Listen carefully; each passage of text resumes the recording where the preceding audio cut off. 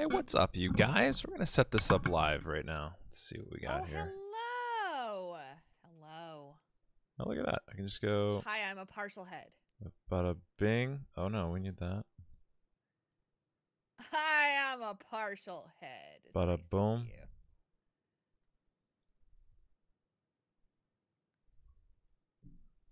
Looks not bad, sort of. You need more light. Let me know. Let me know what you need. Talk shows and podcast. Update information. Here we go.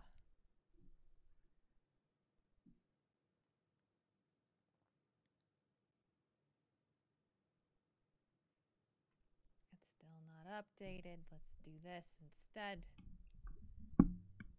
I feel like it's good. It's not bad, I think. Yeah, it looks pretty good. I'm updating the title. And I'll share this with you. Cool.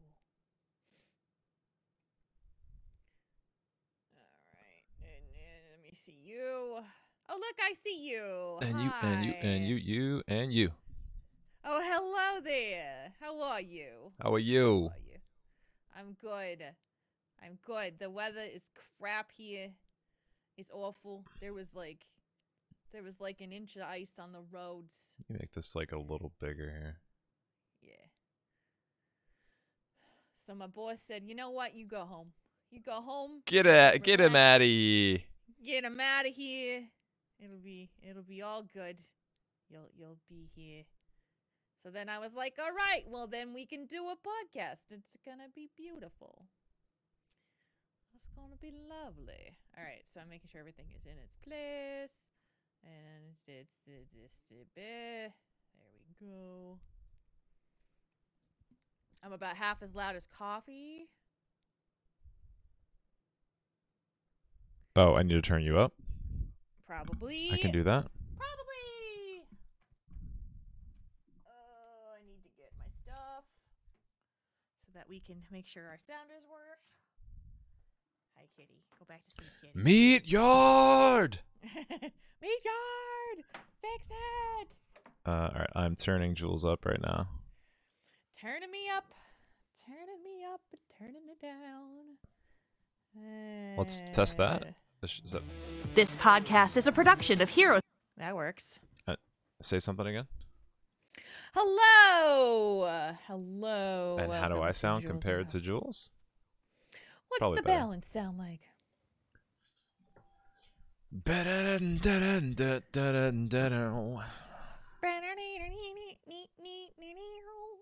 Alright. How's that better, chat room? Do we sound more balanced? Do we sound like we're in this to win it? Give Jules the gift of speaking. Give me the ability to speak to you all about social media today. And then I will bring up my They want me notes. You can. They want it louder now, even more? You want more? You want more than that? Okay. Do it a little bit louder. Give it up. There you go. Give it up. Give it up. Give it up. There you go, guys.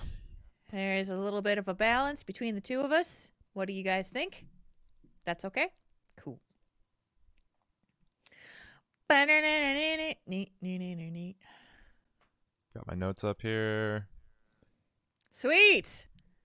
Yeah. Sweet. Okay, so I have this. I have that. I have the ability to record. It's all good in the hood, yo. It's all good in the hood. So we will not be normally at this time, but it just turned out to be, it worked out one more time for us to do this. So yay for that. But going forward, we know that it will now start later, a couple hours after this point, because I got to get home from work. Yes. Do it. Which is good news because... Which is very good news. Yes. I've got an easy story for the Tell Me a Story section. It's got to be that. Okay. Let's talk about the job. Because what a story. What a freaking story, you guys. What a freaking story it's been since we recorded this last one. Coffee, how the hell are you? I haven't talked to you in like ever. Yeah, well, so actually, I wasn't feeling like 100% Friday into over the weekend, and I just felt like I was getting sick, and I feel like I'm getting better now, but I'm losing my voice a little bit. So if I'm talking a little quieter or raspy, that's just I'm feeling okay, but my voice is kind of leaving me. So Yeah. Okay. Well, we'll do our best to try to preserve it. But did I get a teaser of that story? You did, Atlantis Prince. You did. But I will tell the story about how this all came to be, which was an interesting thing compared to where we were a week ago at this time. So you heard the sounder. You heard that. It came through okay. Came through well. Came through nice. Awesome. Let me get rid of all notifications here.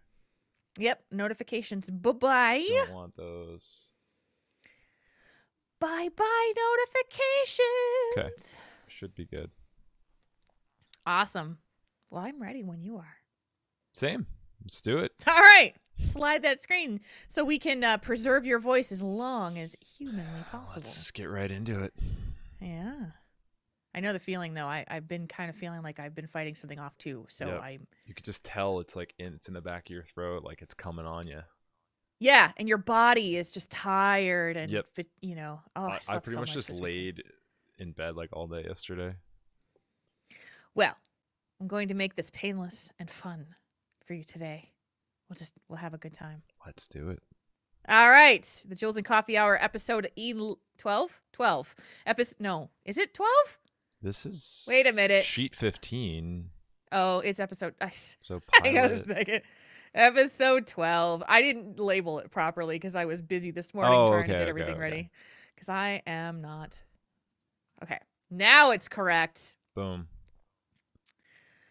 Episode 12 of the Jules and Coffee Hour, talking about social media, begins in 3, 2, 1.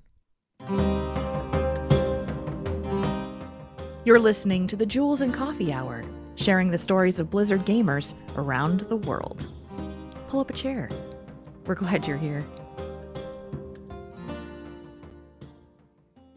Welcome to episode 12 of the Jules and Coffee Hour. I'm Jules. And I'm Coffee, and I'm feeling social.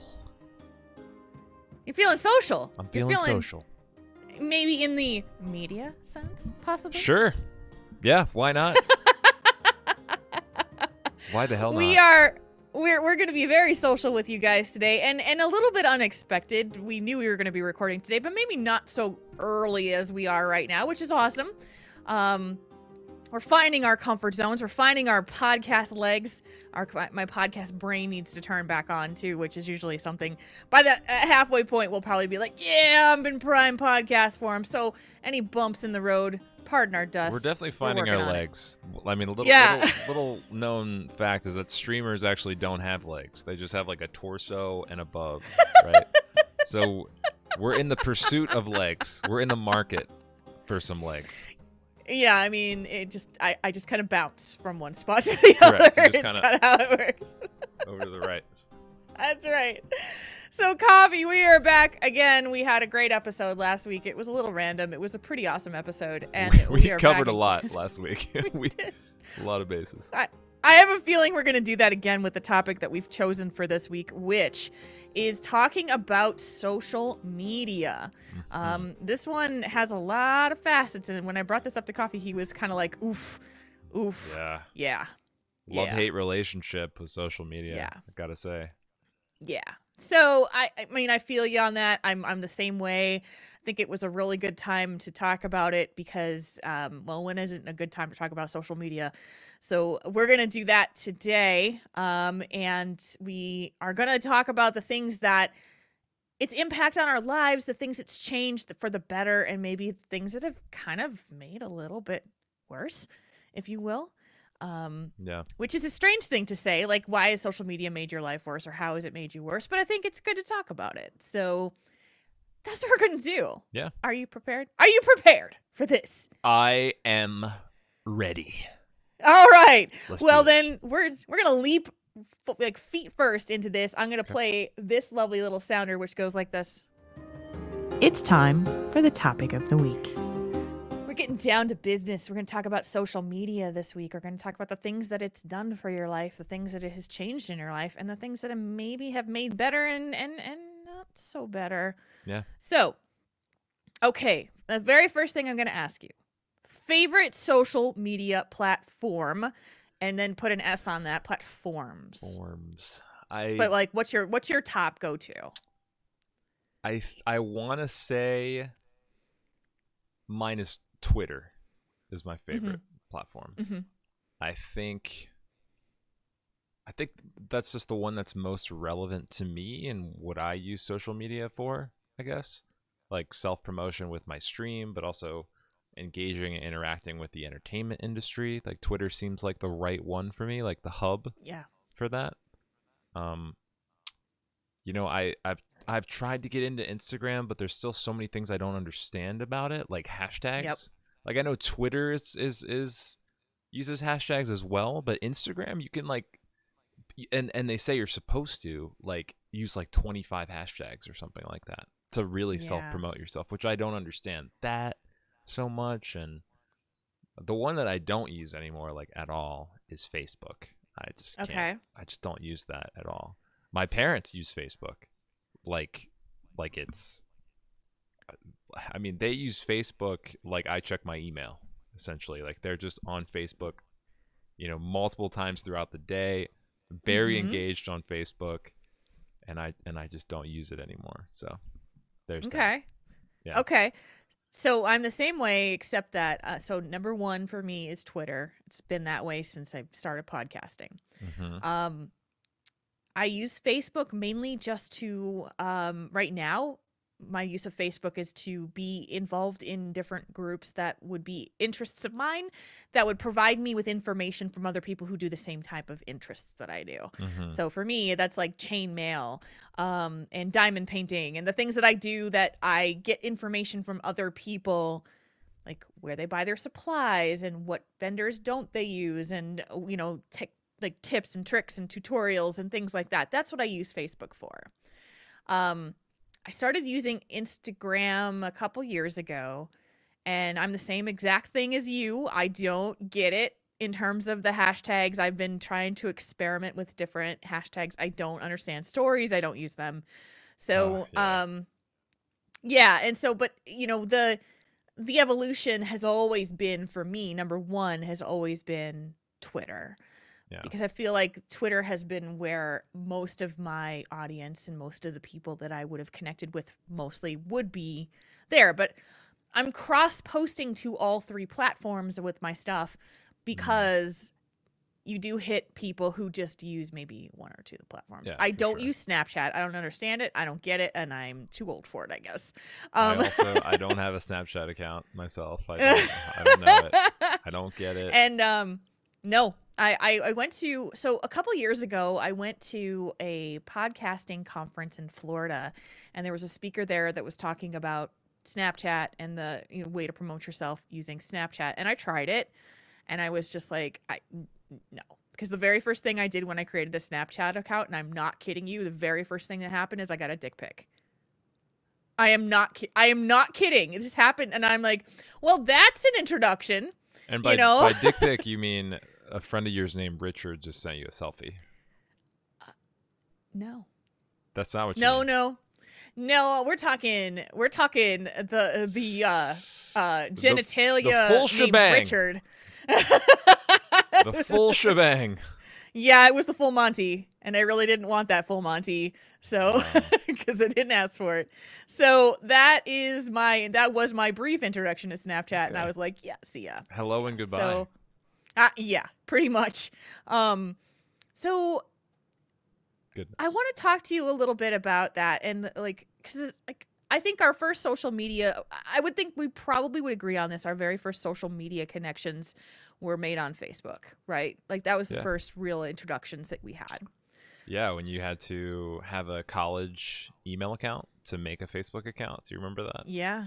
Yeah, and I was out of college at the time, so I had to wait until that actually opened up to everybody. I was so excited. I was like, oh my God, I'm getting my college email. I can finally sign up for this Facebook account. This is going to be great. Yep.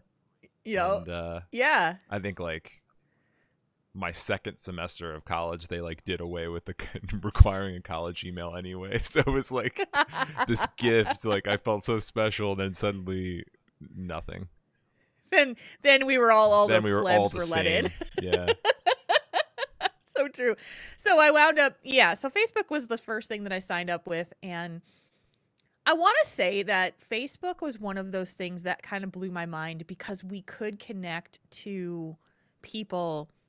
So since I moved from the East Coast to the Midwest pretty much right after college, there was really no good way to stay in contact with the people that you went to school with or that you grew up with. And like I remember when it came around time for class reunion stuff, everybody was using this thing called classmates.com. I don't know Do you this. even know what that I don't is? know of this. So classmates.com was the connection spot for people to be able to create the reunions, and so you'd all sign up on classmates.com, and that's how they coordinated these class reunion things. And that was like the origins, the beginnings of what social media was kind of like, because if you didn't sign up on Classmates, then nobody knew where you were or what happened. So I The did chat have room a was talking about. MySpace. Yeah, I did have I a did not. MySpace. Oh, okay. All right. Okay, so yeah, so you did have a MySpace. I did have a MySpace. What was your MySpace like? Mainly like you sharing all of your music and your emo stuff. So it was definitely super emo. Super emo. Yeah. And I was dating this super emo chick at the time. And I Uh-huh. remember what ended up happening was when we were dating, she like kind of took over my MySpace and like made it super cool, and I forgot what my login and password was, and to this day she like this chick still has my MySpace, I think, and she like does weird stuff to it. So but I loved MySpace. I thought it was so cool that when you visit the page, like music would just start playing, and I thought it was interesting having like your top 4 or 6 friends or whatever. I thought that was all kind of weird, Yep. but interesting. But yeah, I no longer have a MySpace. I lost it. I lost it in the divorce. Oh, it's so sad. Yeah. I entered the space of social media for Facebook with that was my origin. So you came in during MySpace. Yeah. Okay. So I think that for me the thing that I really was blown away by was the ability to be able to connect with my friends and family from back where I grew up, and be able to keep tabs on what was going on in their lives. You could see their pictures, you could see what was happening, you could be like, wow, we're so connected still, even though we're living in different parts of the country. Mm-hmm. That was pretty cool. Yeah. That was the magic of it for me. I mean, for Facebook was being able to interact with people that I grew up with, or, people in my hometown. When I moved away for college, I was able to stay in contact with them. So yeah. Okay, so then the next one that I joined was going to be Twitter. And I joined that when I created my podcasting career. Like, so that was like between 1 or 2 months after I became a podcaster, I signed up for Twitter. And I had no idea how to use it. I had no idea how to interact with people. It was this weird and kind of strange world of being able to watch people's timelines. Now you weren't friending people. You weren't agreeing upon the fact that you two Right. were Yeah. going to be, friends. And so it was this whole nother world. And so for me, Twitter is now where I get my news. It's now where, I mean, I used to I remember I used to read like Yahoo all the time for news. I would read MSNBC and CNN, Yeah. and now I get my news from Twitter. Same here. It's pretty crazy. It is. It's insane. And so how much that has changed in my life, it kind of just blows my mind, because what I didn't really understand or expect when I joined Twitter and became a part of the community on Twitter is how it would change how I would perceive myself, I guess, is the best way because on Twitter, like I will say, like, my Twitter posts over time have become, I was very, very curated in the beginning. Like, I never swore on Twitter. Um I only kept it to certain posts. I only, would express certain things. It would never be something like, for a time frame, I was like, I dabbled in, should I post political mindset things? Right. Should I, and it is a constant, like, interesting thing about how it evolves over time of, like, what I choose to post, what I don't choose to post. It's crazy to me. Yeah. Um, because, like, I think about it now. I went through a whole unemployment thing, and everybody asks you for your socials when you I apply know. for jobs. Which is like weird, right? Mm-hmm. Because that's when I was, growing up and when I was applying for jobs in high school or something, that was not something that you had to worry about or think about. You didn't have Yeah. to think about your employer going to your social page and thinking about what you were doing last weekend. Like, Yeah. it's really weird. So tell me a little bit about how social media has made your life better. Um, I definitely feel more connected with people, especially now that I'm involved in streaming. It helps to stay connected with people I meet when I'm on Twitch, Yeah. because I can't stream 24/7, obviously. So I think, and I don't like to stream on the weekends, so it's cool to be able to stream during the week, and then on the weekends I can still keep in touch with friends and viewers through social media, and I still feel like I'm involved or part of their lives, which is Mm-hmm. pretty cool. And I don't Yeah. know what else could bring that type of value other than Twitter or Instagram. Um, so that's I think that's the biggest thing is being able to stay connected with people offline, in a sense, because Do you feel when I'm on do you Twitter, I I'm don't feel like sorry. I'm online. Does that make Yeah. sense? And that's Yeah, that's I how mean, Facebook started. Was Facebook was a website, at yeah. some point. And at some point, there was a transition from where these social media platforms just became kind of centralized on your phone rather than a Yes. computer, and it feels good to have that at your fingertips. So Do you feel like you have to post a certain number of times every week oh or every yeah, day or every I yeah. I definitely do now, because I mean, if you don't post it for a week, you start to lose followers on Twitter or Mhm. Instagram at this point. And Yeah. now that Instagram and Twitter are so integrated in business and things like that, it becomes almost like a job to Mhm. post on social media. The whole reason I Yeah. made my Twitter account to begin with was when I um, was first invited to join the Screen Actors Guild. they I changed my I gave myself a stage name, because Mhm. my last name is very long. It's 11 characters long. Mhm. Not super good in the entertainment industry. So I made a Twitter account for my stage name, is how it started. And I tried Mhm. to, be involved in entertainment kind of groups on Twitter and that sort of thing. And when I first moved out to LA, some of the agencies that I was going and auditioning for, meeting with, said, we won't even take you as part of our agency if you don't have X amount of followers on Twitter. And that's What? when my mind was like, you won't even sign me if I don't have X amount of. That made no sense to me, because your Twitter followers aren't a reflection of your talent and your training, Yes. but it's a roadblock. It's a gate in a lot of senses. And a lot of I don't feel like it's only that way in the entertainment industry. I think it's that way.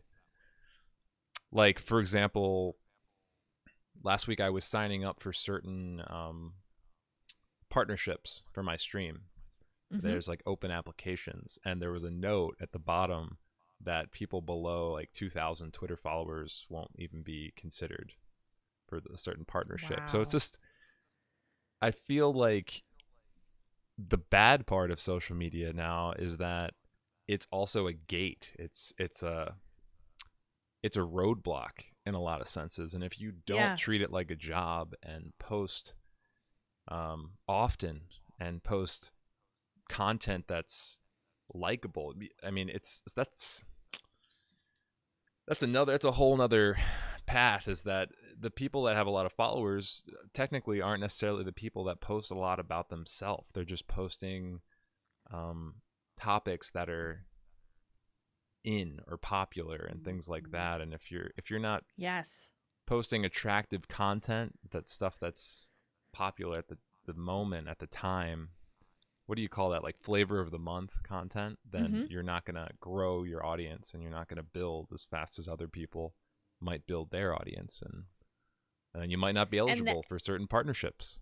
So. Yeah, and what that tells me specifically with, going after, say, a streamer partnership like you were, is that there's most likely, and we know this to be true, is that when people are really desperate for those moments of getting those partnerships, they're doing things that are not generic. They're not, organic follower generation. They're going out and buying followers. They're going out to, enhance their social media account that isn't actually organic.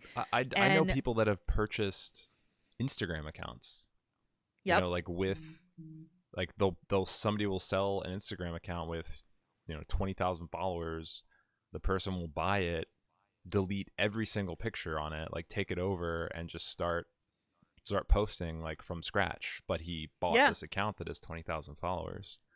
Yep. So it's crazy. That is what makes me sad, because so follower counts and engagement and things like that is becoming now a metric of your success or your ability to gain success. But so I've been on Twitter since 2012, and I have about 4,400 followers, and that has been, I've never paid for that. It has been just me networking and growing, and that's small. That's small in the in the main world of what's going on for what I do. But I wouldn't have it any other way, because I know the people that follow me for the most part. Like whenever they do those bot purges, I know I'm like, my follower counts are not dropping because I'm not followed by a bazillion number of bots. Right. And that's a good thing. But the thing that I have, that I think that's a great example of the way that social media has made our lives more difficult. Like, number one, job search. Like, I had to make sure that everything that I post on my social media, I have to make sure that if someone sees that it does not reflect badly on my reputation, on my ability to be employable. It's a lot. It's a lot. And that sucks.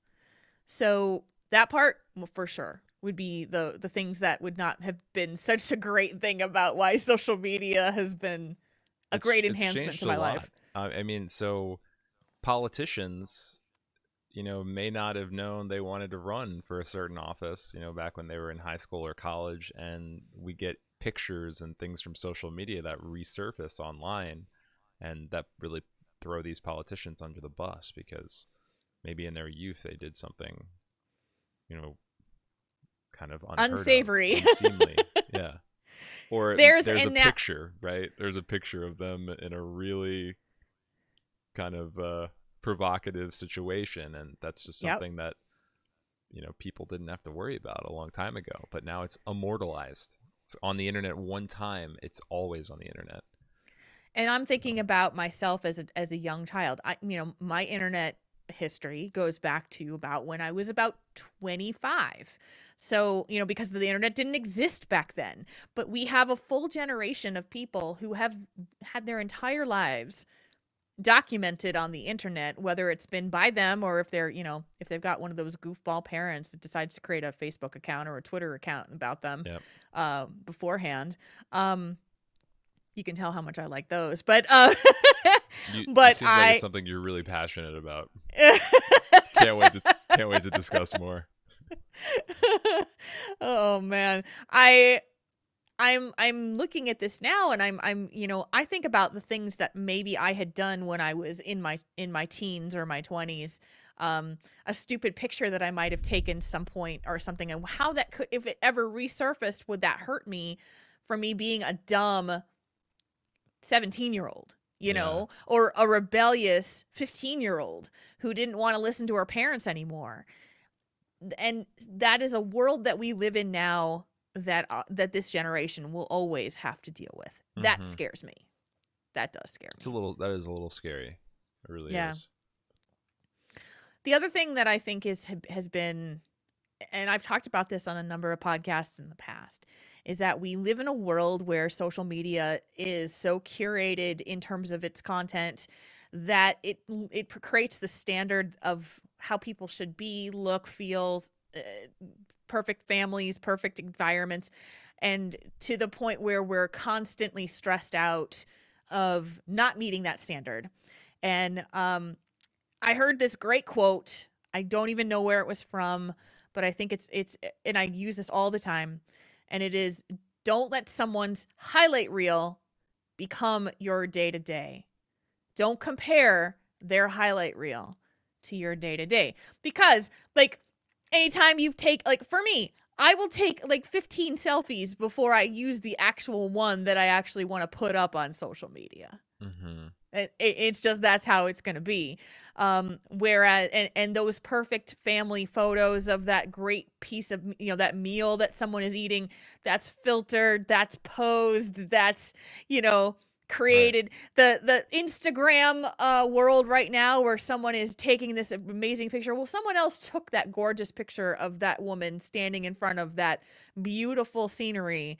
And they, it was, I always have to remember that, always, because otherwise we are going to try to live to a standard that we'll never get to. That's well said. Because everyone, if you're only looking at a person's social media, which a lot of people are these days, we've kind of lost touch of people. We're losing that value of face-to-face interaction. I feel like Yep. that's part of the negatives here. If you're only looking at social media, you're only seeing the best of the best version of Mm-hmm. someone, and it's hard to compete with that. If you're, Yeah. living your life day to day, looking at yourself, comparing yourself to that super model esque version of someone that's, sorted and picked through and photoshopped and filtered and posted on social media, you can't win that battle. You can't win that Yeah. competition. So There's an Instagram account called Celeb Face. It's an Instagram account, and it's actually an account that shows the original photo that maybe like Getty Images has taken of a celebrity or a model, and yeah, then they show how that person has photoshopped it when they post it on their feed. gotcha. And it's a pretty eye-opening thing to see. So it's called Celeb Face. Okay. And I follow this on Instagram because it's a really good reminder to me. I mean, these people are absolutely stunningly beautiful people, and they are still nipping in their waists. They are fixing the smoothing the lines on their face. It's pretty insane. And to me, that account is an excellent reminder to us all Mm-hmm. that that is the world that we see on Instagram, for absolute certain, is a highlight reel.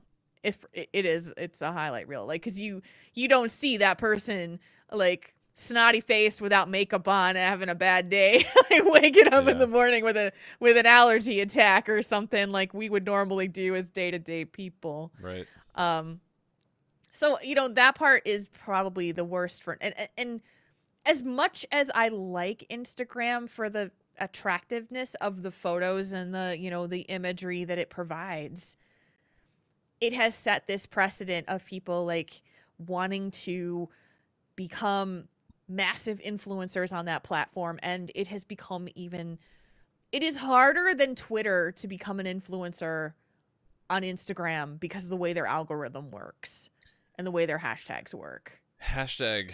There's just so many hashtags on every post on Instagram, and Mm-hmm. The other thing is the majority of what I see on Instagram are selfies, and I'm not like a huge fan of selfies. Like I just see loads and loads of selfies on Instagram. Yeah. And then the last thing I don't like about Instagram is you can't it doesn't handle GIFs. Nope. Like what? I love GIFs. GIFs are so fun. Yep. Get a grip, Instagram. What are you doing? Do your thing, Instagram. Do Figure it it right. out. God. So true. You can borrow my TI-83 calculator if you need to get the calculations right. So now some of the wonderful things about social media for me is that it has really allowed me to connect with people from around the world and taught me, it's actually made me more culturally aware of things, because as an American, we are very much focused on ourselves and the way that, so because of Twitter, I became aware of Canadian Thanksgiving. I've become aware of different holidays for, say, Australia, because they have a lot of holidays we don't have. What Boxing Day was like for other countries, like what it meant and how it was. The differences in time zones and what life is like when, especially like I have a lot of friends from Australia, and when we are in winter, they are in summer, and vice versa. It has made me a more aware person and a more understanding person of the fact that, because as Americans notoriously are terrible about being so like focused about ourselves, and that our culture is the only culture that exists. There's 100%. It's much easier now for an individual to become a more of a global individual if they pay attention to things that are going on outside of their bubble. Something that's really cool is that a lot of there's some Islamic nations that are using social media to organize and protest and things like that. So it's a tool, and people are using it in vastly different ways. It's just weird to see that evolve and see that change in our society, that shift. Yeah, just as I said earlier about how I get news from social media, like that is my main source of news. Yeah, I don't watch the news. No. Yeah. No. But what it has also done, it has also created a world of constant, because I'm always on it, because I'm always looking at it, because I'm always connected to it. I get fatigued. I get overloaded. Yeah. I've started to lose. The best way to put it, I guess, to phrase it is like your outrage fatigue. It's just because things are not good in the United States in a lot of ways, and depending on who you follow, it's a constant barrage of information telling us just how bad things can be or how bad things are. And I have this balanced problem of trying to make sure that I stay informed about the nation and informed about the news, but not taking on so much that you inherit you inherit that negativity in a sense. Right? Yeah. So, I mean, like my Twitter feed specifically, of course, is like esports, Twitter, all of my gaming friends, HeroesHearth, podcast friends, World of Warcraft friends, and a lot of people who talk about the politics of the news and everything that's going on. And the other day I was remarking about this. I was reading it because, like, I want to know, like, what other people are talking about. But the majority of the people on my feed at that specific point for, like, the last week was all politics. And I'm like, this is too much. This is, I'm wearing out. My brain can't handle this anymore. That's kind of what my parents use Facebook for a lot lately, is the politics, and that's why I don't spend a lot of time on there, is because even though I for the most part agree with my parents' politics, I can't take all of it at once like that. It changes my brain, it changes my thinking, it changes my energy. I can't do it all at once Yeah. like they're doing. And if I'm just consuming that all day long, because it's at your fingertips now, it's right here. This guy. Yeah. Yeah. It's just it He's holding changes up your his phone. your whole perspective of what the world is, and sometimes for the worse, Yeah. when it involves politics, especially. So I had a problem in the beginning of using my social media, especially on Twitter. Now, again, the differences between Twitter and Facebook, you guys mostly know this, but on Facebook, you are agreeing to become friends with somebody. You've agreed to become connected to each other. Both parties had the agreement. On Twitter, you're choosing whether to opt in to listen to someone's words or you're not. yeah, There's no two-way street on that. So I think that's a really good thing to think about, because a lot of people were having major problems about how to curate their Facebook because you made that agreement to connect with that person, and then they're posting things that you are not agreeing to or don't right. agree with, or it's hurting you. And that especially because a lot of times Facebook was meant for friends and family. Now it's a lot more of that acquaintance, hey, we've met because we went to this thing together. Or you can like fan page now or something, and then just get Yeah. spammed with promotional materials at some point too. Yeah. I mean, Yeah. I had a real problem in the beginning with Facebook about because Facebook didn't have the mute function or the restrict function. It was either you were friends or you were not friends. And then it could cause drama because you didn't want to listen to what they had to say. And you unfriended me on Facebook. How dare you? And then they've introduced these wonderful tools where they could basically shout to the ether and you would never see it if you decided to mute them. You were gaining Facebook friends and losing real life friends because of what certain people were saying on Facebook. So yes. And then there's nothing worse than a Facebook argument, right? Have you ever seen that in the comment section of a Facebook post? It's just the worst.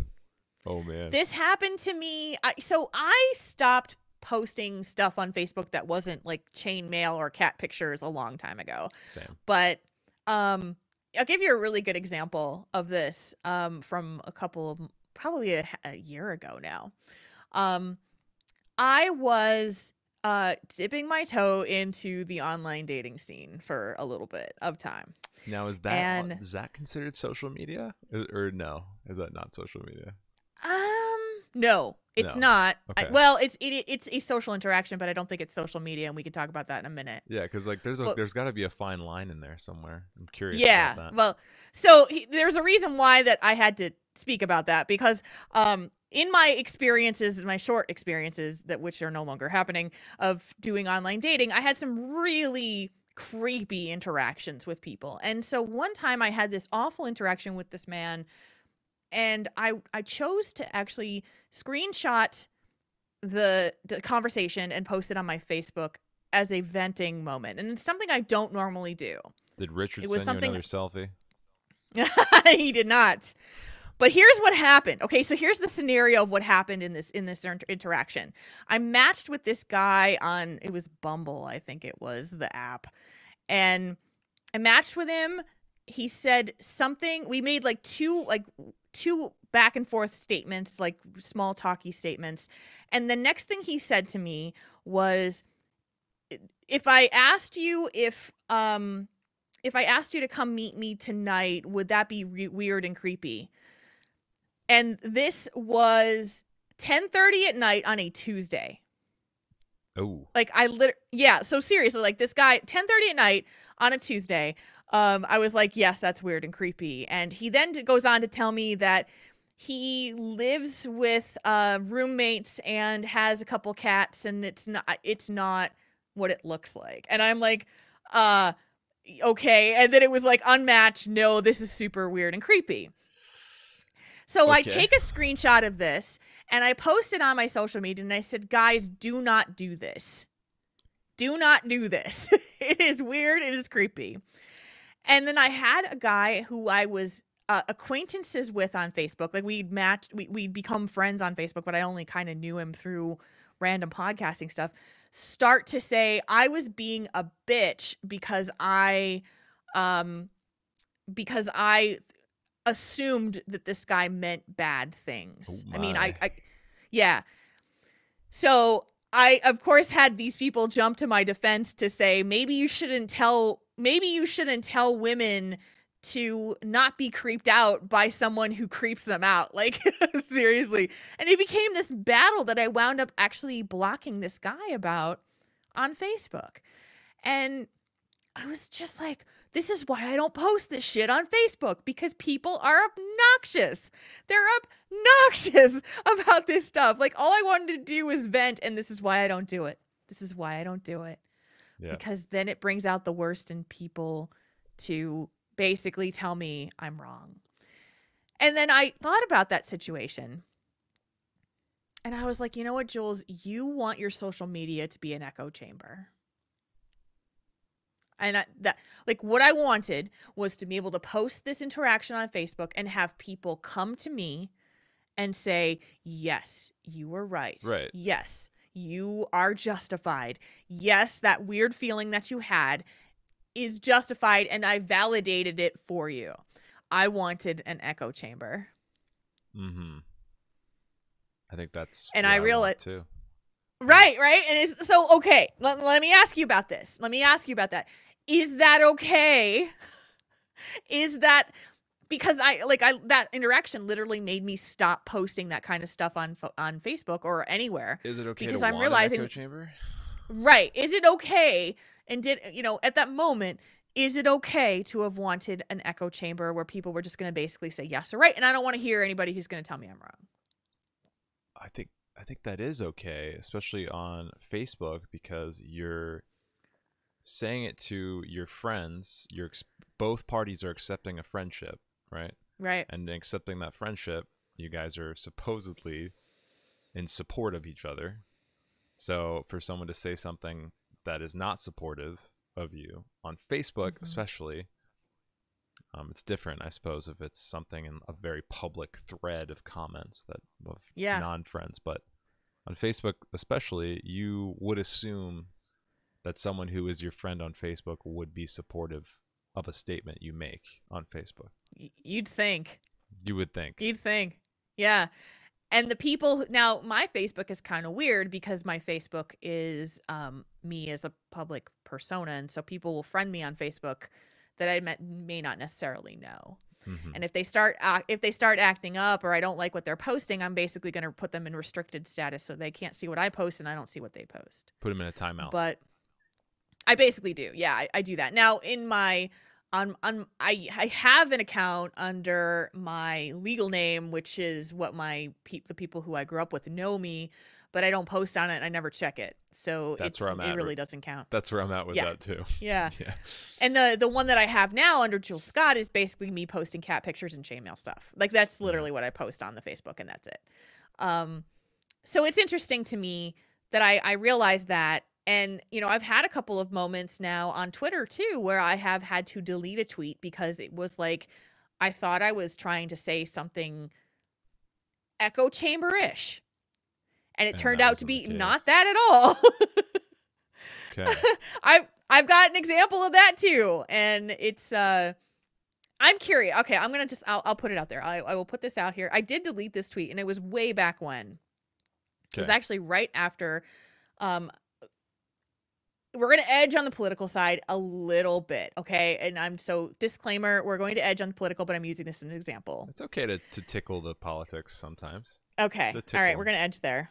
There a little bit. After the election in 2016, I made a post on Twitter that said, I wish that we could have the scenario of the movie Dave. And if you remember the movie Dave, the movie is a concept where the president of the United States is a bastard, and he winds up he has a major heart attack, and instead of telling the country, they hide him, and they bring out another guy that looks exactly like him, but he's a really cool dude, and he winds up turning the country around to a really cool place. I do not know that movie. No, it sounds great, though. It stars Kevin Kline. It's a really good movie. It's very funny. But that's the concept of it. So literally, like, the country is completely fooled Sounds by the good. fact that the administration has hidden the sick president who's in a coma, and they bring out and train this brand new guy who looks exactly like him and is an impersonator, and he winds up turning the country into a better place. So I say on my Twitter post that I wish that we could have the scenario of the movie Dave. And I got blasted by people who told me, how dare I wish ill will on the president of the United States, that I wish that he would die or that he would go into a coma. And I was like, holy shit, people. Like, okay. Like, and I deleted it. I got rid of it. Yeah. Well, that wasn't your intent to necessarily wish harm on someone. You were just kind of like, you wanted the doppelganger to run the country.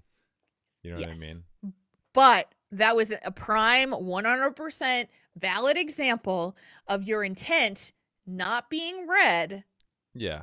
Or being interpreted wrongly or differently by people than what you plan to put out there. That's the other thing with social media. That's an issue with it, is reading text is never the same thing as listening to tone of voice and listening to someone say something. And there's so much that's lost when, you know, when vocals are taken out of it. You just can't get the same inflection, the same true meaning out of text that you can actually speaking to someone. I've had a lot of people tell me, I've had some, especially a writer, I've had someone tell me that I write like I speak, which is good because that's hopefully a little bit, it gets out of that like misinterpretive area a bit more. Yeah. But yeah, it's a scary, it's a slippery slope. It's a scary place. And it has put me in a position where I literally think about everything I post. Everything. Yeah. Every single thing I post, I think about. And I think about the impact of it. And I have had moments where I posted something on Twitter and the impact that I had of that tweet was not even someplace I would have considered it going.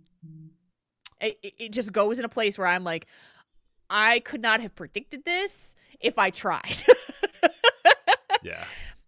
And it has made me cautious. It has made me think about what I say before I say it, which is a good thing. I mean, I don't see that as a bad thing.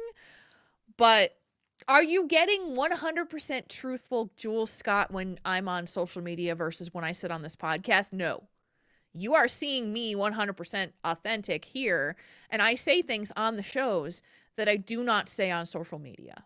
Right. Yeah, that makes sense to me. I get that entirely. Yeah. And the reason why that is because the people who choose to opt in to listen to my shows and the things that I produce, most likely 99% of the time, are giving me the benefit of the doubt. Mm-hmm. But my tweet could go to the people that I follow and anybody else that it could. Like, it could literally go viral and I would never have it be available. I mean, yes, this podcast could literally go viral and that could happen and people would hear my voice and not know who I was. But it's a different beast, in my opinion. So I say things on podcasts a lot more freely than I do on social media. I'll never forget the thing that turned me off of Facebook was I have an uncle who's very conservative, an aunt and uncle, and you know, even though they're conservative, they're my family, and we have a good relationship until I realized this thing about him. And when I saw this on Facebook, this is a public post. It was a long drawn out post of his supporting the war on terror in the Middle East, and saying that this was the beginning of an Armageddon, and that this war would eventually bring about the end of the world, and that was God's plan. Ooh. And that's when I realized social media is getting the worst. It's drawing the worst out of everyone. And maybe we're learning people's true intentions and true desires and the way they really feel. But I do not appreciate how I'm learning about all of this darkness.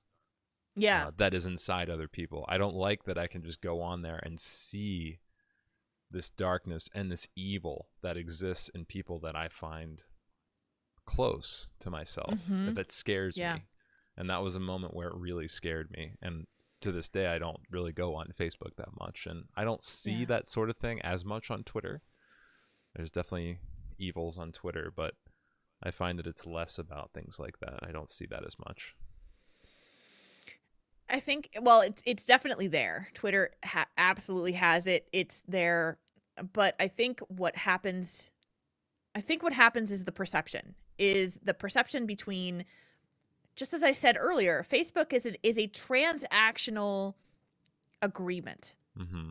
You've agreed to be friends with this person. You have, you've recognized that this person is actually the person that you think that they are. You've allowed them to see what you post, and therefore they've allowed you to see what they post. Versus Twitter being a lot more one-sided. And what I think what scares me the most, and I agree with you 100%, but also what scares me the most is that how people are so free to post exactly what they want to post on Facebook with their name attached to it. Their actual name is attached to what they are saying. Sometimes, but I see fake Facebook accounts all the time where I'm like, there's no way that's the guy's real name posted. Yeah, no, you know? yeah. And that's versus even though worse. Twitter, we're making usernames or whatever it is that we're making True. versus someone's actual name on Facebook. True. It's like I'm tied so deeply to it now because of the work that we do. Mm-hmm. Social media is ingrained in my life. Like, my parents just went on a week-long cruise, and on that cruise, they did not have the ability to be connected to their phones at all. That's nice. So, yeah, it's like no texts, no social media, no phone calls. It feels good to disconnect sometimes. It really does. But you know what, though? I don't know at this point. I have not done that in 6 years. I've never, like, gone a week without having that connectivity. And I don't really know what it would do to my brain. And that kind of scares me a bit. I feel like I disconnected a bit over the holidays, and I really enjoyed it. I Did you? Really needed to recharge my batteries, and I did so, like, over the holiday break at some point. We had family in and out of here, but I just kind of put all the social media to the side and just really tried to be present in what I was feeling and doing at the time, and not care so much about what was going on elsewhere. Yeah. It was a nice feeling. I think that's huge, and I would like to, like, so I tried to do that one time. This is a great story. I had just moved out of my my house. I was in the very beginning phases of my divorce, and I was having a pretty tough time, and I needed to take a break. And so what I did is I literally just shut off my phone. I turned off all social media, and I went to go do, I just went to have a day. Like, I just turned everything off. And it just so happened that that was the day that my father decided to text me to see how I was doing. And we don't talk every day. I mean, it's usually like, every 4 to 5 days, maybe. It wasn't the normal, like, day that he would contact me anyway. I think it was a Saturday, and usually we talk on Sundays. And I had my phone off. I got a knock on my apartment door from the manager of the apartment because I was not answering their phone calls and their texts. And so they sent someone over to my apartment to make sure I was okay. Yes. No, I'm serious. I'm absolutely 100% serious. They were worried. And because I am so connected, right? Yeah. I'm never not going to answer my texts or my phone. Right. And so now, anytime I have those moments where I want to disconnect, I need to let my father know that I'm going to turn my yes. This is my life, because I cannot do that again, or he will have a fit. And now think about that from a world 10 years ago. Well, maybe now 15 Couldn't reach years somebody ago. on the phone. You just tried him back later. I mean, it was just Exactly. Exactly. You called It's a again later. You left a voicemail or something, right? you left you left a message on their machine. Their answering machine. Yes. Yeah. So what we have done is we have made ourselves so connected that the ability to not hear from that person is actually deeply concerning and anxiety causing. Yeah. Isn't that interesting? That's super interesting. Yeah. I wasn't thinking of it in terms of that. But Yeah. that's just like I mean, technology has just changed everything in recent Mhm. years. It really has. Social media and just the cell phones that social media are on have Yep. changed everything. They have, and they've So, changed exactly how we function. I and think the last thing, like you asked me earlier about, is our online dating platform social media.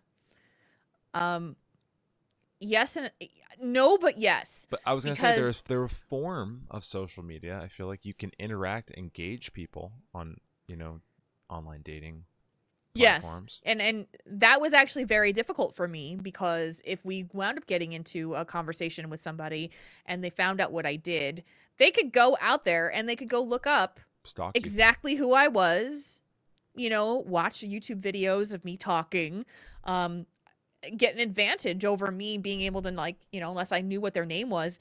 But I had a dude find me on Facebook after we connected on like OkCupid and then start like messaging me on Facebook. And when I told him I wasn't interested, then he just kept messaging me on Facebook until I had to block him.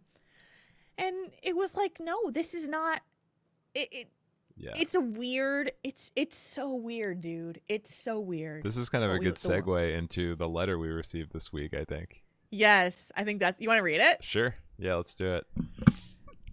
So we received a letter from Amorin this week talking about social media, and she.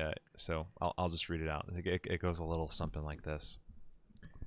Hello, my name is Amorin, and I'm an adorable internet stalker. Oh my God, I'm addicted to social media, and definitely not in a good way. I've always been one of those people who overly researches other people on the internet for several reasons. I like knowing what people are eating for lunch, or if I want to go eat there too. I want to know what everyone's currently obsessed with. Do I need one of those? I want to know what everyone's doing in their free time and who they are doing it with. Why wasn't I invited? Each time someone subtweets, I want to spend hours figuring out who or what it's about. I use social media to curate a picture perfect social life and version of myself for the rest of the world to see.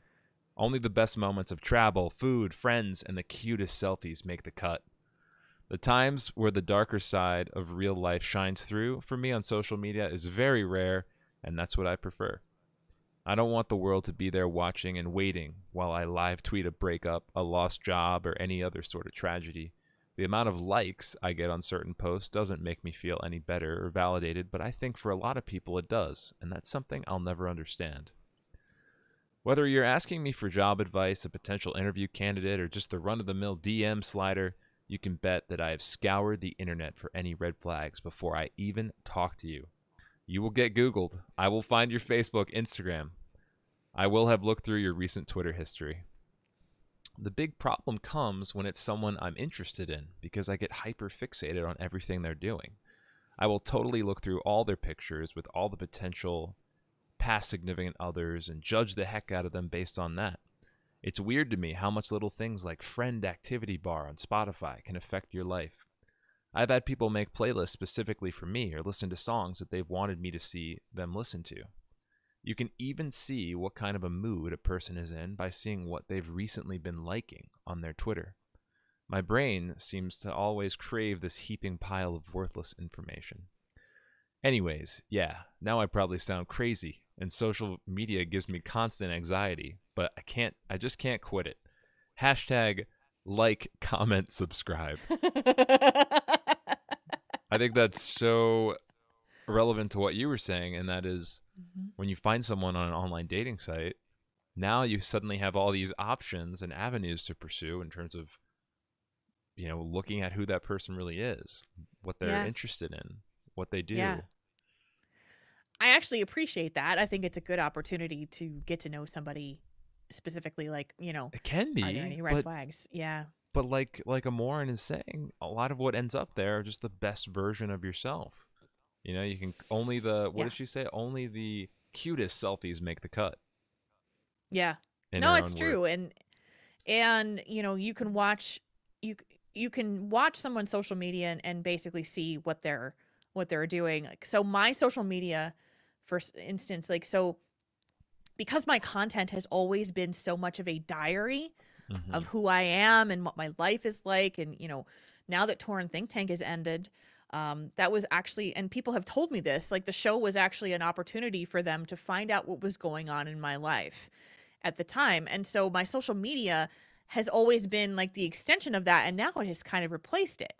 Mm-hmm. Um and we do that a bit on this show, but it's not to the, like, we had a section in the beginning of that podcast where it was literally, what have you been up to for the last 7 days, because there were people that were very much interested and wanting to know what was going on in my life. We could do that And here. we can, absolutely, and I'd be happy to. It's just Yeah. not, it wasn't really how we formulated the show. Yeah. Now, if that's something you guys want us to do, we would be happy to do it. We kind of do it a little bit with our stories at the We end. discuss stories, Um, yeah. but I think that there's, in a way, this podcast and the podcast that I've always done have been a way of social media where people have been able to connect with me. So when that show Yeah. ended, I was going through a pretty significant moment in my life, which was unemployment and the search for a new job, and people wanted to know what was happening. And so I was trying to, and I went through this where I was like, do I post my journey about my job hunt on the social media, on Twitter, or do I not? Yeah. Is it something I do? And I, so I had a moment where I had this journey of applying for a really good job. And so people heard about my first interview, that it went well, that I heard back from them, that they invited me for a second interview. And then I had to tell them that I didn't get the job.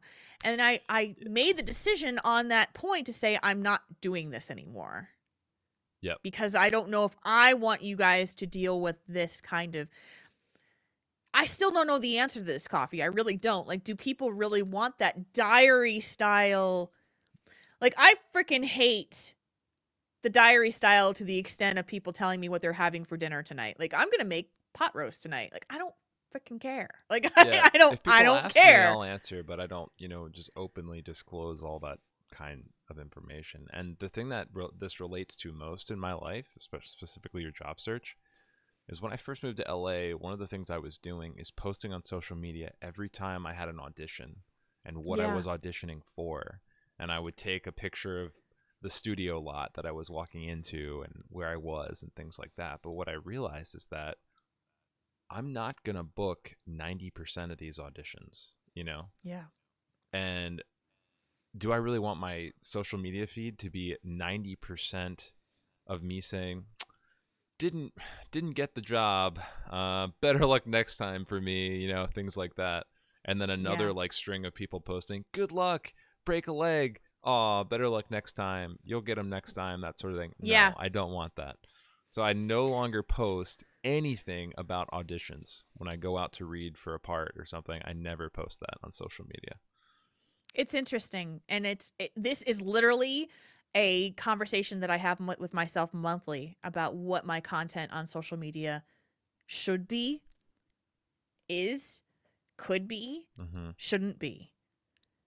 And it is a constantly evolving thing that I will never truly have 100% like solidified answers to. Yeah. It's going to change. I said earlier in the conversation that I used to not swear on social media. Now I don't care. Yeah. Now I will. But it is still, I will 100% admit this on the show, that what I post on social media is very curated. It's highly considered. I think about everything that I post before I post it. There are moments where I wish that I could post something that I really wish I could say, but I know how it would be perceived, and I choose not to. Yeah. A lot of times that happens to me. Like, I want to tweet about this. Nope, can't do it. You will look like a hypocrite if you do this. Same thing. I've done that. Same thing happens to me. Sometimes I really want to tweet about something, and I just can't because I Yeah. look like a hypocrite. Essentially, Yeah. gotta stop Yeah. yourself sometimes. So I say this because I think it's good for you guys to know that the people, like, yes, you see Jules and Coffee on this show and you hear us speak, and you think that you know the person that we present to you every time when we do the show, but that person on social media, like, yes, I'm highly curated on social media and I'm less curated on the podcast. But everything I say, everything I post, everything I produce on a show is considered. Everything. I like that. It's considered. I like the phrasing there. Yeah. Yeah, it's Yeah. not. I mean, I it's not mean, raw. It's just considered. You know. yeah. Yeah, it's because I don't just, as my dear friend Jocelyn says, and I think this is the perfect way to, I don't just splay all over the place. A Splay. splay is Splay. and splay is a great terminology for, it's word garbage. I don't do that. Yeah. So it's interesting. Yeah, I think we're about wrapping this up. Was there anything else that you wanted to talk about related to social media? Because we could go in 15,000 directions, but we've been going in a lot of them. No, I mean just Okay. that I'm still there's so much I have to learn about it. Really, it's not Me too. something I feel like I'm good at all. You know, there's individuals, there's streamers in our community where I say, God damn, that person is very talented, very good at social media. And I just feel like I'm just beginning to scratch the surface of understanding of how this all works. It's very hard. Yeah. It's very confusing. It's very complicated. I feel like I need to take Instagram classes. I was going to say that. So there's a terrific, lovely, talented woman in my community, Midnight Society. I don't know if she's here right now. You know Midnight, but she's done a lot for my Instagram page. She has control of it, and she'll post stories and stuff on there for me, and she's just very good at that sort of thing. She's just good at Instagram. Yeah. And she's also a very talented photographer. So if you guys don't check out Midnight Society's Instagram, she's great. She does a lot of stuff for the Coffee Club TV Instagram, but like I just don't understand a lot of things, and I actually take notes when I find someone that I feel is good at social media. I'll take notes and write down little reminders of things that are really cool and smart to do on social media, but I just don't feel anywhere near the level where I should be in terms of using social media as a tool. So I need to grab Nicole Duquesne from Heroes of Fitness and sit down with her because she's real good at it. And she told me at TwitchCon too. She told me I don't consider myself to be good at social media, and I'm like, are you freaking kidding me? These stories, right? Like these stories are loaded with information. They're personable. I mean, oh my God. Like, what a pro. She's so good at it. And I watch her and I still don't get it. And I'm just like, I need you to just coach me on it. You know, the other thing that's stressful is like starting up your Twitch stream is hard enough. You know, there's so many things to set up before you hit that start streaming button. And now there's 3 different places, or maybe 4. You got to post on Twitter, you got to post on Instagram, you got to post in the Discord, you got to post in all these places when you go live to stream on Twitch to make sure you're, achieving your greatest audience potentially. And that's stressful too. It's stressful to have to go to all those different places just to begin your journey for that day. Stressful, yes. I'm grateful for it, though. Sure. I was going to say, would it be possible for you and I to be content creators, without social media? Yeah, no. I don't know if that would be possible. No, my success in, my moderate success in content creation in my lifetime has very much been related to social media and the networking that I've done related to it too. Yeah. So, for sure, 100%. Yeah. But blessing and a curse. So. Right. Exactly. Yes. All right. All right. So, like, comment. No, sorry. Hashtag like, comment, subscribe. Hit that bell. Smash that bell. Smash it. Or hit that mail button, the mailbag button. You can send us your thoughts and feedback about this discussion to podcast@heroeshearth.com.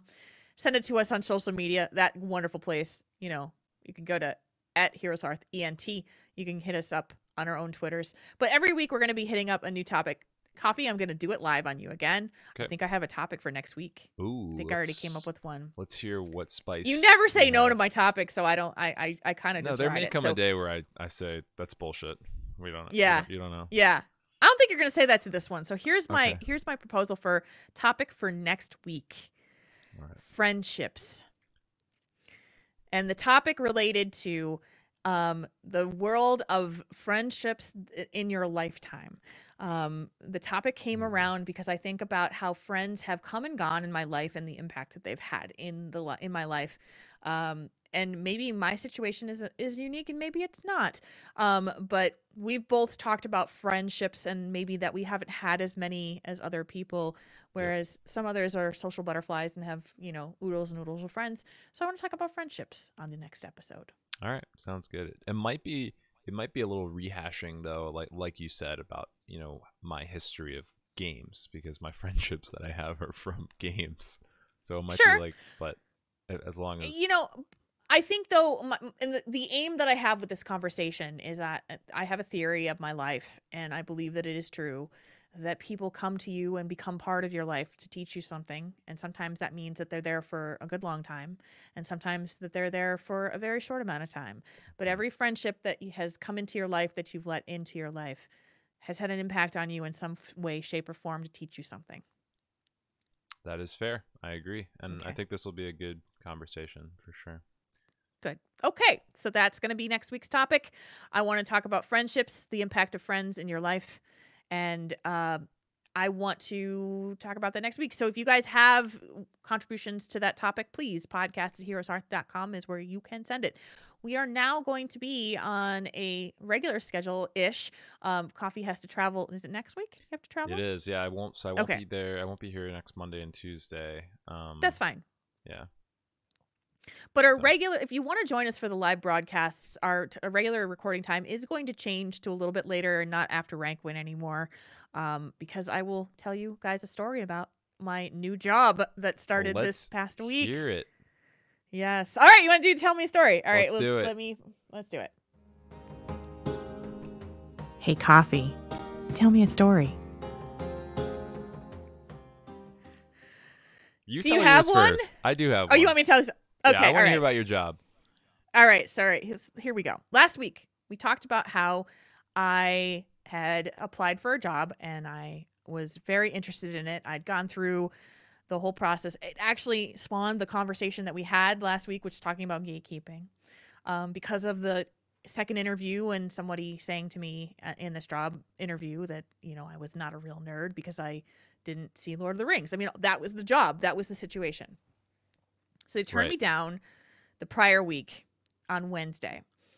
And during that entire, after the turn down, I was really hurt because I really thought that I was going to get this job. It felt like I was connected really well to the people. It didn't seem like there was any reason why I shouldn't have gotten it. And so I was pretty upset, but I kept having this thing in my head and it just kept saying to me, they're gonna call you back. They're gonna call you back. You're gonna get a call back. And I was just like, well, I can't just bank on, whatever weirdo voice in my head is telling me that I'm gonna get a call back. So I had set up I'd been invited to an interview on Thursday and no, I'm sorry, Wednesday. And so the following week. So I'm going through the week. It was a pretty tough week. It was horrible weather here. Like the polar vortex hit, blah, blah, blah. It was super, super cold. Tuesday, I get an email from the guy who owns the company. And he says, circumstances have changed. Do you still want to work for us? And I was like, oh my God. He was running around the house going, oh my God. You were oh like, my God. So are I said, you kidding? Are you kidding? So I asked if I could call him and find out what the hell was going on. And it was exactly what I had thought. They had made me take this really intricate job, like a personality profile. It was like 100 questions. it was hard. It was a really hard personality profile. And when I got on the phone with him, he said, well, here's the deal. We offered the job to somebody else because her personality profile was just a little bit more of a match to the job position than yours. This personality profile things just annoy the shit out of me. They right? make no sense. I hate them. Right? So she starts on Monday. Now, I'm talking to him on Tuesday afternoon at about 4 o'clock. He said she started yesterday, and she came in today, Tuesday, left for lunch, and never came back. And they were like trying to call her, and they finally got in touch with her and found out that she had gotten another job and decided to take. She had another job offer and decided to take it, but she just like left, and she did not tell them. They had to contact her. Okay. So the owner of the company is calling me, and he's like, and he's telling me, he's like, look, I don't want you to think. He's like, you were our first choice, and I don't want you to think that you were not. We made a mistake. We made a mistake, and we really want you to work for us. When can you start? And I was like, well, and he's like, could you start tomorrow? And I was like, no, because I was like, no, it's supposed to be minus 30 degrees outside. No. And he's like, how about Thursday? Because like, here's the deal. I'm going to be leaving for a week on vacation starting Friday. And I really would like to get you in here to talk to you and give you a job offer and everything before I leave on vacation. Gotcha. So I went to work on Thursday for my first day. Boom. And dude, I love it there. I was going to ask him, absolutely. And so what, do you like it? Yes. So the company is a I mean, I saw you posted about some new monitor and shit they got. Yeah. Okay. So I'm trying not to give away where I work because I don't just for safety reasons, but so it's a franchise of a national company. So it's like there's ones of them around the country, and I am the office manager for this company, but it's only like I'm the 7th person in the office. It's a very small office. And so they're super casual. So I can wear jeans every day. They're like super flexible on schedule. Like, hey, if it's going to be really crappy weather tomorrow, I'm not going in the office. I'm going to work from home. Damn. The second day, they're like, hey, guess what? We're going to a trade show that we have to do, and you want to come with us? And I was like, okay. It's like, let's go to the trade show. So I showed up at the trade show, and I'm talking to all these people that they're like, this is your second day on the job? And I'm like, And so, and today I showed up, and they bought me a new computer with a 32-inch curved monitor. And they're like, hey, we had a really old computer at the station, and it needs to be replaced. So let's buy this new one for you. I'm like, hello, this is amazing. Damn. So, I mean, I could say this part. So the company they're a painting company. They paint residential and commercial buildings.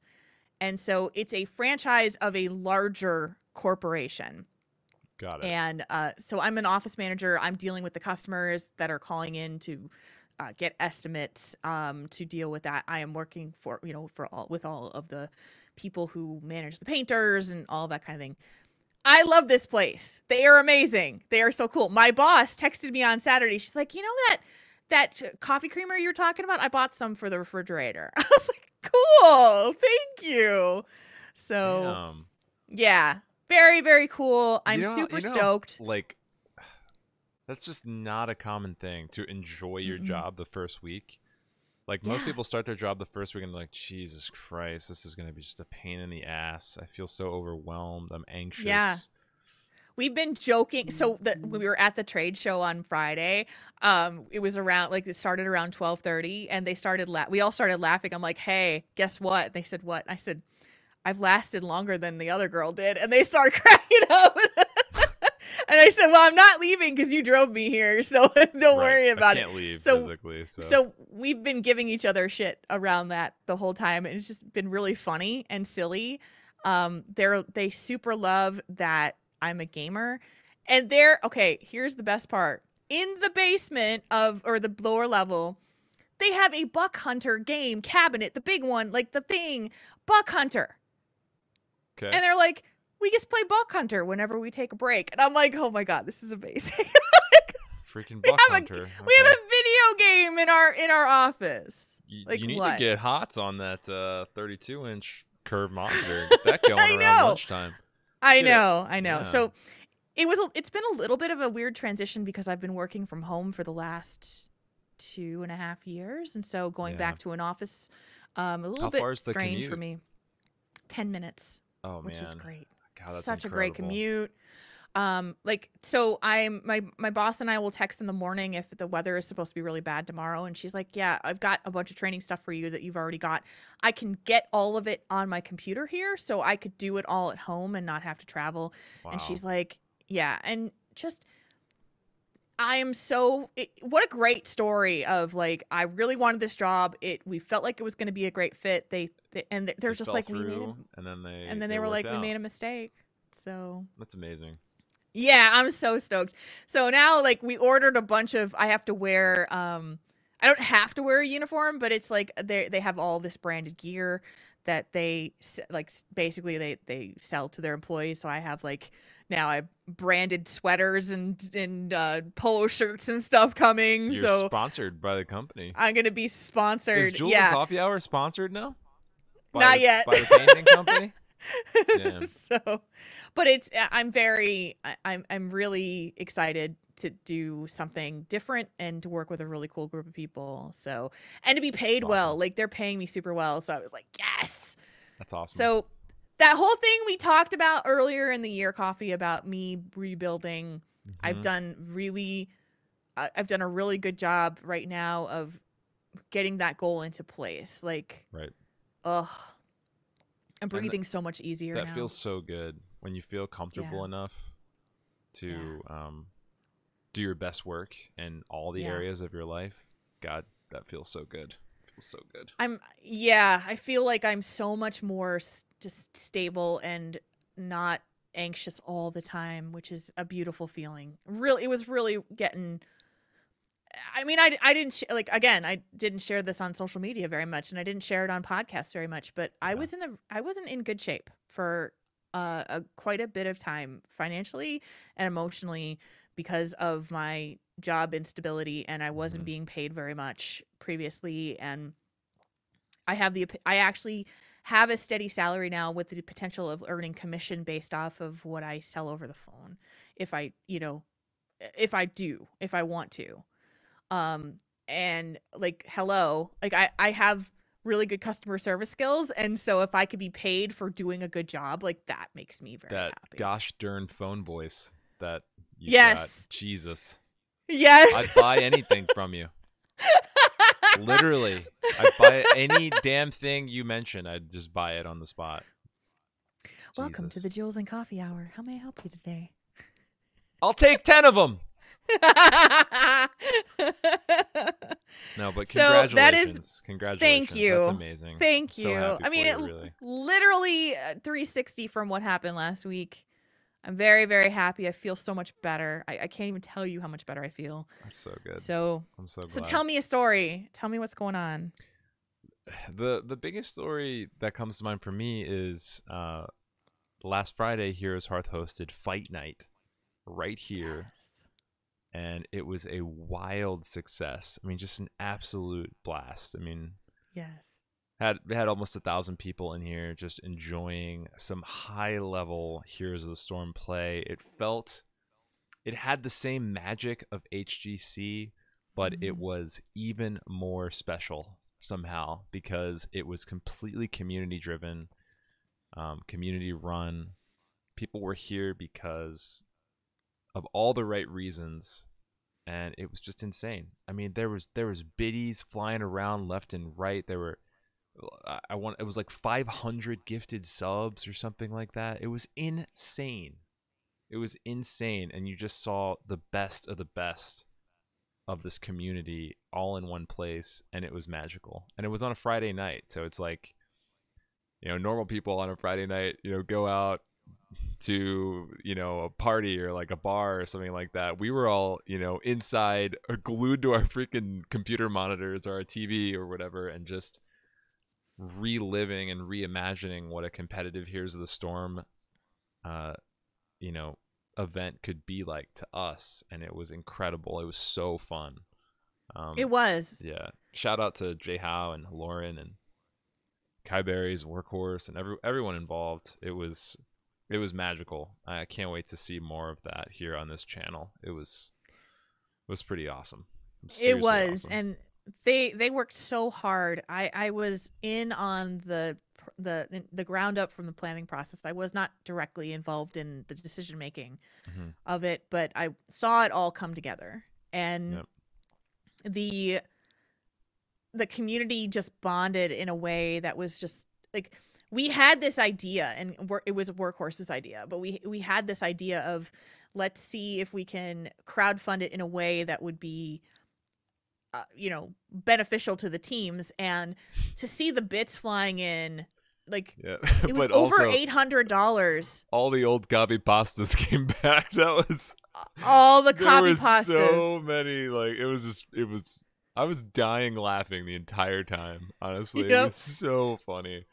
Everything. And then to see Jay Howe and Lauren at first begin their normal casting cadence, and then just the hair came down, and they just started. The hair came down. They dropped the suit and tie and went into, and it was so good and so funny, and they dropped the suit and tie and then started flexing all over the place. Yeah, it was so good. It was exactly what we wanted it to be and more. It was better than HGC, honestly. Yeah. It was better than HGC. It was amazing. And huge shout outs to the people behind the scenes who made that production happen. That was Kagakari, who was on observations, and Vivance, who was doing the production. So all of the scene changes and then of course McIntyre coming in. Shout out as to Mac Daddy for the hyper analysis of the plays, the big plays. And that man was doing work behind the scenes that you didn't see. He was working with the teams. He was doing, admin stuff. He was really kicking ass with that. So we have an amazing, we record on the Heroes Hearth network every week. And we're here because of Heroes Hearth Entertainment. There's so much that goes into the heart and soul of this. And I'm just very proud to be a part of it. So. Wow. Yeah, same here. I mean, it was a very, very special evening, and I was a little emotional watching it on the TV, because at the beginning of this year, I did not imagine that I would be seeing anything of the sort for a very long time, and it was very special to see the community come together on that one night for something so magic. It was very cool, very, very cool. Workhorse had this idea back. We were talking about it before BlizzCon. And it had a different iteration. It had a different, we had a different idea around it. It wound up becoming what it is now. I will take credit for the fact that the carryover bounty was my idea. I came up with that. Yeah, so I'm very proud of that. But yeah, so like it's a process of really, really amazingly smart and creative people who are very dedicated to working hard. And Kai Berry's, oh my God, that girl works hard. She brought all of the people that did that thing together. I've said it before, but I'll say it again. She's one of the hardest workers I know. Yep. She really is. Yeah. You get that girl on your good side, because she knows everybody. She will help you out. In an age of content creation where it's kind of easy for some certain content creators to achieve a level of success and then just kind of cash it in, right? Get a little lazy with what you're producing or what you're doing. It is so refreshing to watch someone like her just work your butt off and produce truly original, content that's just the highest possible production value. It's really cool.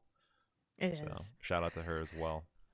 We're looking forward to the next fight night for sure, because man, if you missed it, you got to go to the YouTube and find out, which is also where you can find this show and the VODs, to see Coffee and I in our little Goldshire Tavern goodness in there with the little cats that are hanging out behind us. It's a beautiful thing. Coffee, I think that's going to do it for us for this episode. I Again, love where we go when we don't know where we're planning to be. Yeah, It's the best. that's true. Really The is best the journey best. is the one without a map, as it were. We only have a compass on our show, and right. the rest of it is just basically like, here's the topic, there's the compass. Bye, see you later. There you go. We blaze our own See you in trail. a couple hours. So with that, I think we are going to call this good. We will play the sounder, and then we will get you out of here with the wonderful information that you are going to need to know. So, Yes. this is the music, and this is the coffee. Want to contact the show? You can email us at podcast@heroeshearth.com. And if you want to connect with us on Twitter, you can find me at coffeeclub_TV. And you can find Jules at JulesRPG. You can also use those handles to follow our personal streams on Twitch as well and get notified when we go live. You can join us for the live broadcast at twitch.tv/HeroesHearth on Mondays at 6 p.m. Central, 4 p.m. Pacific, most times. Or find us in podcast form on iTunes, Google Play, Spotify, Pocket Cast, TuneIn, and Direct Feed. If you like this show and would like to support the great entertainment brought to you by Heroes Hearth like Fight Night, please consider supporting them on Patreon at patreon.com/HeroesHearth. Thank you all for joining us today for the Jules and Coffee Hour. Until next time, we're glad you're here.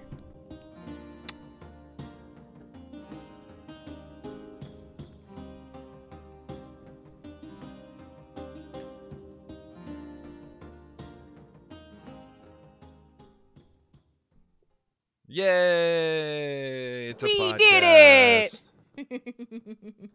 We did it! We did it! We did We it. did it!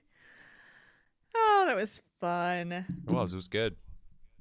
Oh, my goodness. It was good. Glad you guys enjoyed that one. Thanks for being with us today. This was fun. I loved what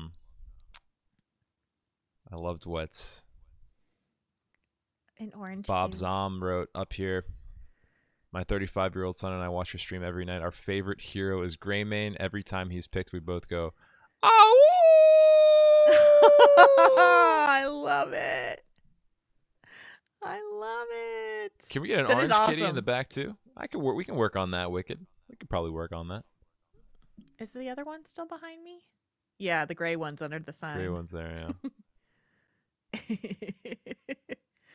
I could not. I wasn't sure if we would be able to start right at 2 your time. Yeah. Because when I got home from work, the cat was just not leaving me alone because Just he's upset. not quite used to me being gone all day. Oh, that's true.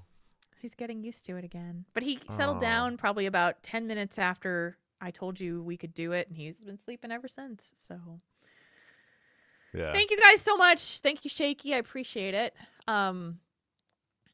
Yeah, please find us on Spotify. We the podcast version will go up tomorrow morning. It might go up tonight if I'm feeling up to it, but I will publish it. It goes up then there. When you search for us on Jules, you search for it's Jules with the ampersand. So it's Jules ampersand coffee hour.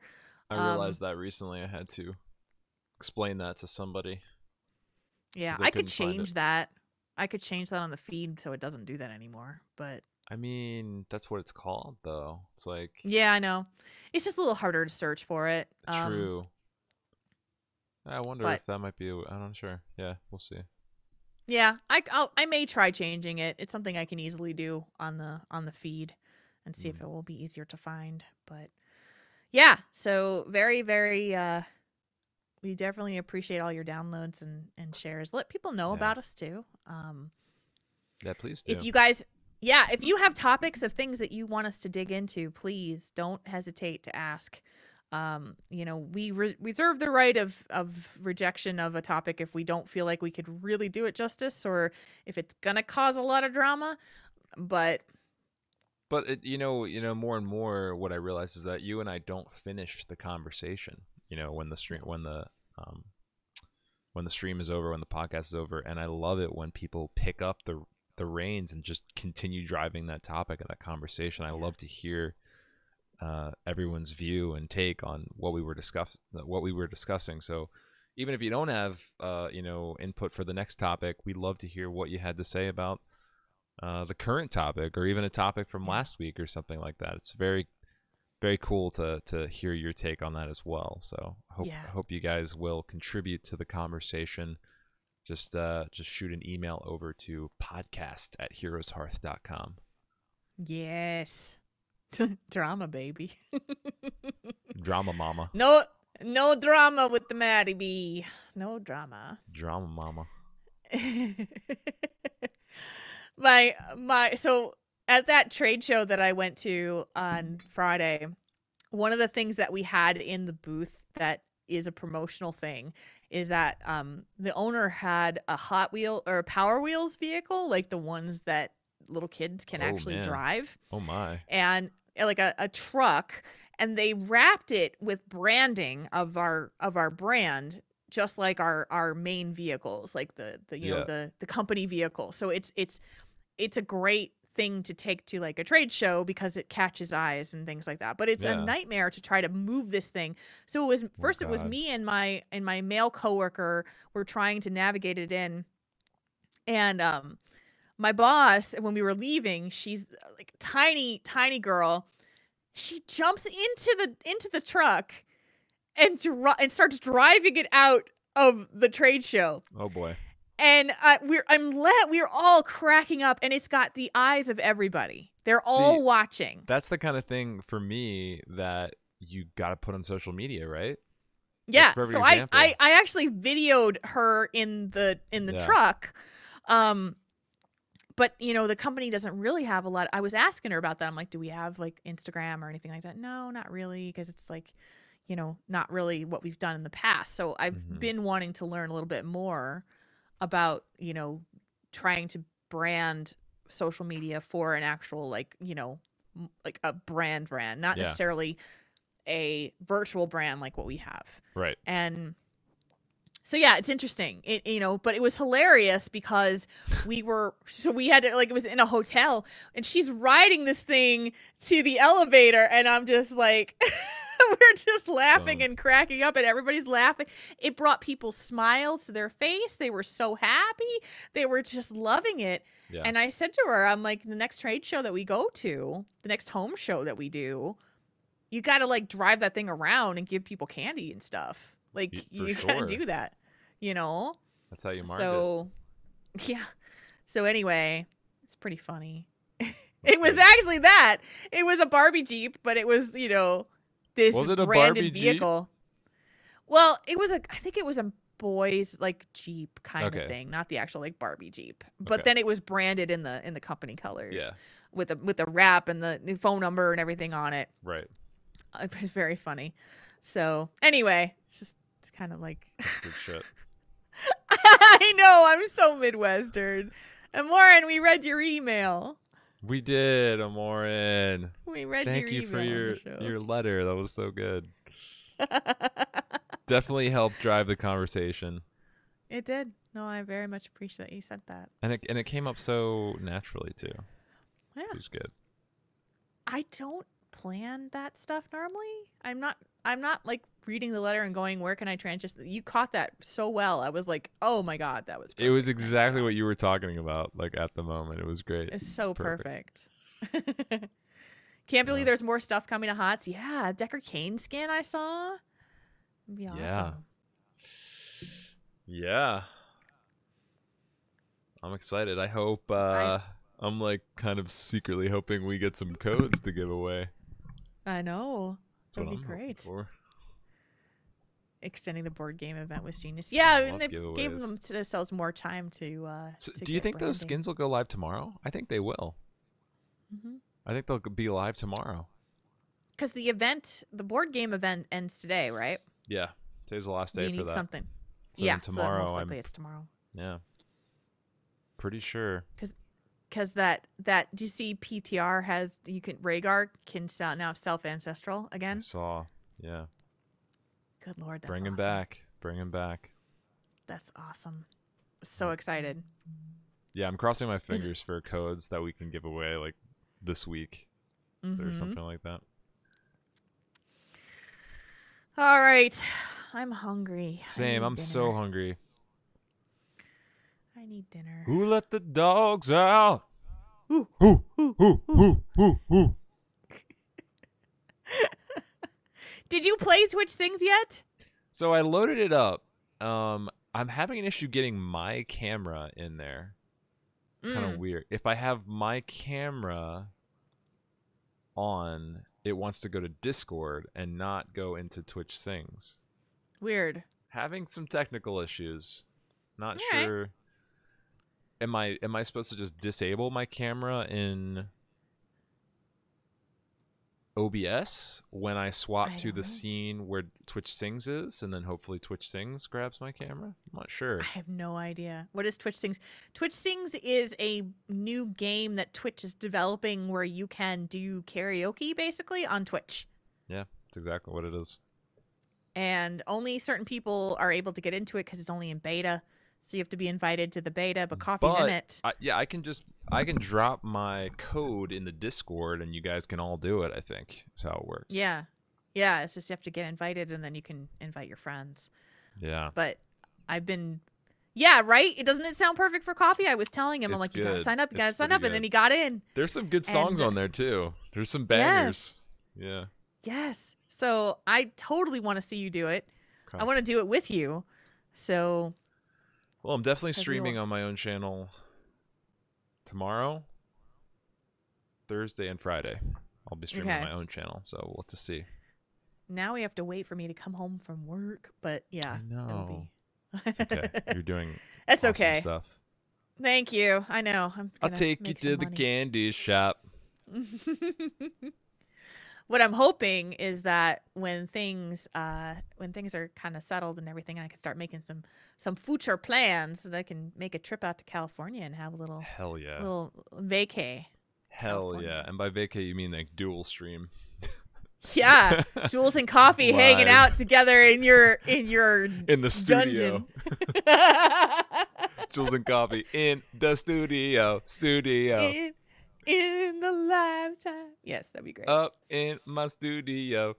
All right, I am actually starving though. I think I'm gonna. Yep. No, we're going. Bye-bye. Bye, guys.